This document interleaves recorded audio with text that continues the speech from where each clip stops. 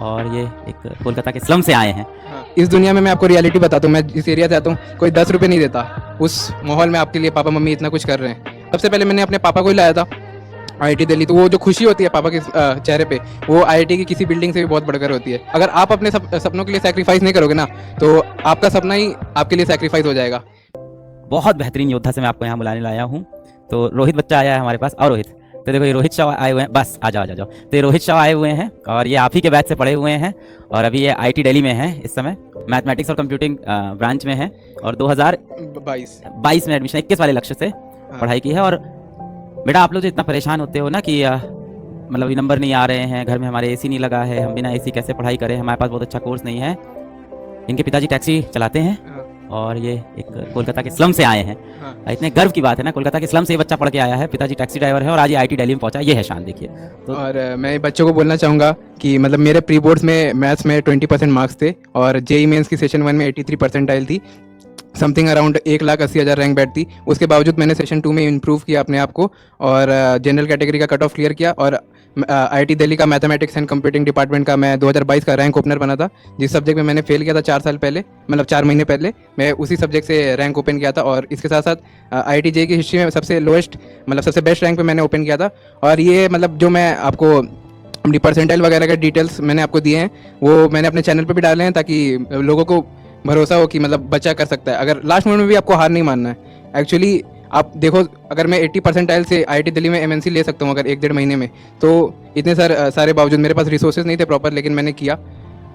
और हमारे साथ सर भी है कि मतलब बच्चे को अगर मतलब हार नहीं मानना चाहिए। अगर आपका आईआईटी नहीं भी हुआ तो आपको लाइफ के आगे मतलब जितने भी सारे पड़ाव है या चुनाव है, उनमें आपको हार नहीं मानता हूँ। सर मतलब उनका प्राइम एग्जाम्पल है। नहीं, मैं नहीं हूँ, तुम हो प्राइम एग्जाम्पल। और कोलकाता में किस जगह से आते हो उसके बारे में बताओ इनको थोड़ा। मैं कोलकाता में एक स्लम एरिया से आता हूँ, शाम बाजार के एक निकाशीपाड़ा एरिया। अगर कोई मतलब उस रीजन से है तो जानता होगा मेरे को।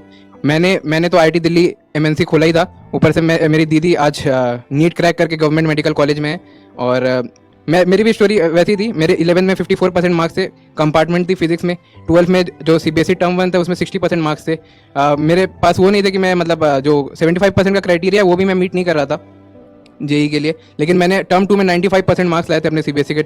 और मेरे साथ भी ये सब प्रैक्टिकल वगैरह की दिक्कत थी। प्री बोर्ड में मेरे 20% मार्क्स थे। आप समझ सकते हो मैथ्स में 20% होना कितनी मतलब कम वो बात होती है। और मैंने उसी ईयर मतलब फर्स्ट अटेम्प्ट में अपने जेई के मैथमेटिक्स एंड कंप्यूटिंग डिपार्टमेंट का रैंक ओपनर बना मैं 2022 का। और बोर्ड में कितने नंबर तुम्हारे पूछ रहे हैं इन लोग? बोर्ड में मेरे 60% थे, मतलब प्रॉपर टर्म 1 में जो था वो 60% था और टर्म 2 में 95 था और ओवरऑल टर्म 1 टर्म 2 मिला के मेरे 87% बने थे। बहुत बढ़िया।